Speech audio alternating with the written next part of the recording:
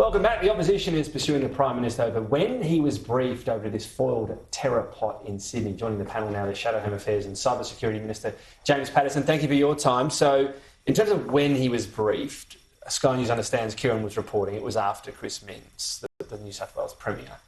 But would that be the Prime Minister's fault? He just waits to get a briefing, doesn't he? Well, how long after? Maybe Kieran can share it. It was when it was being made public, is when the feds briefed him. So that would be 9 days after, if that's right, the Premier was briefed. I mean, can't you immediately see the problem there that the Prime Minister of Australia doesn't know one of the largest potential ever thwarted terrorist attacks in our country? He just gets a briefer and it doesn't. So isn't it up to the police to do so? Isn't that the problem? Well, this is a failure of the national security architecture on his watch, and he's demolished the national security architecture that was put in place by the previous government, particularly the unified Home Affairs Department that had all those key operational agencies under one roof. I've spoken to many people who've served in national security in the bureaucracy and in government over years.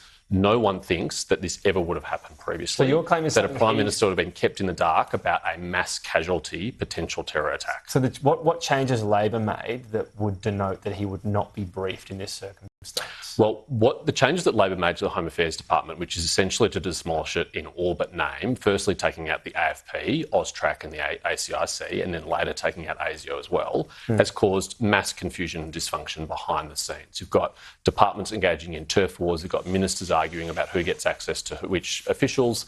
It's just caused a mess in national security. And it's left someone like the counter-terrorism coordinator who works in Home Affairs with no interaction or oversight over the AFP or ASIO, even though they are critical counter-terrorism tools. And even though they told the Premier and not the Prime Minister, how would any of that denote telling a Premier and not a Prime Minister? Well, New South Wales Police sounds like brief the Prime Minister. It would be the AFP, brief the Premier, sorry. It would be the AFP's job to brief the Prime Minister, and they should really explain, particularly when they appear before the Law Enforcement Committee tomorrow, whether or not they did so, when they did so, and why. All right. If you were Home Affairs Minister and a Federal Police Commissioner knew about this for 9 days and didn't tell you, would you sack them?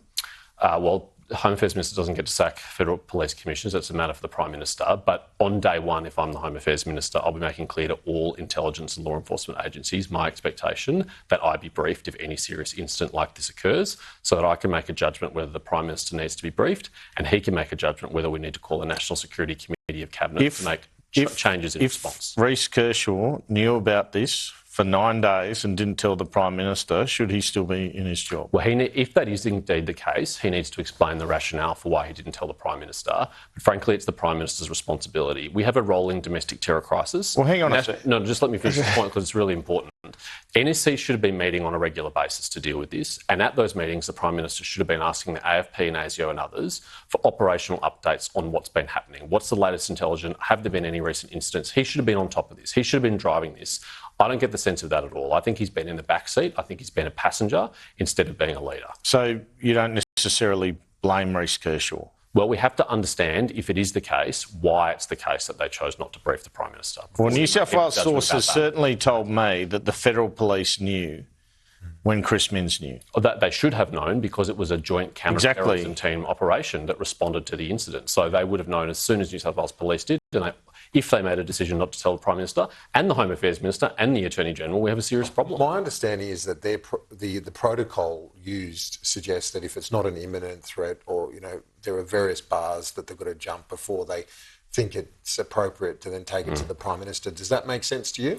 I'd like to see that protocol if that's the case. I think it should be publicised if that's the case. I think we should understand what those thresholds are, because it's extraordinary to me that you could have a thwarted potential mass casualty event with a 40-metre blast radius and no one thinks it's appropriate to tell the AG, the Home Affairs Minister or the Prime Minister. On a separate matter, can I ask you about US President Donald Trump's contribution today saying he wants to own Gaza? What's your view on that? Well, our policy hasn't changed. We're long-standing supporters of the two-state solution in Israel and Palestine. We believe that's the most durable and sustainable solution.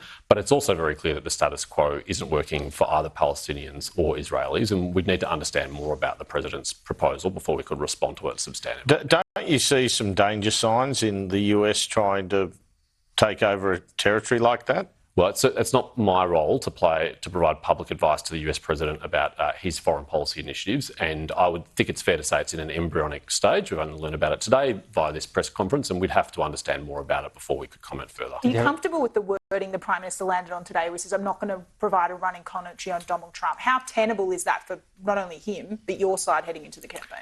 Well, I think we should be guided by our own national interests, and we should make judgments consistent with our own values, and we are a sovereign democracy and we make up our own mind about these things. I'm much more critical of the changes that the Prime Minister's already made to our long-standing bipartisan support for a two-state solution, because Labor's actually walked away from that. They now support unilateral recognition of a Palestinian state prior to any peace negotiation between Israel and Palestine. That's an extraordinary departure that's happened over the last 2 years from that long-standing bipartisan consensus. A bit more extraordinary what we're seeing today, though. Donald Trump making no reference to any self-determination at any point for the Palestinian people, a long-term ownership to US control of Gaza. It is quite extraordinary what we saw today. It's certainly a new proposal that we haven't heard before, and we don't have enough information about to be certain about exactly what the president intends there. Is it best to tell your reaction by just sort of showing Susan Wiles' face that was seen? We showed earlier before. We might get it up, but that's probably how most of the rest of the world reacted. Yeah, look, I'm obviously not going to provide commentary on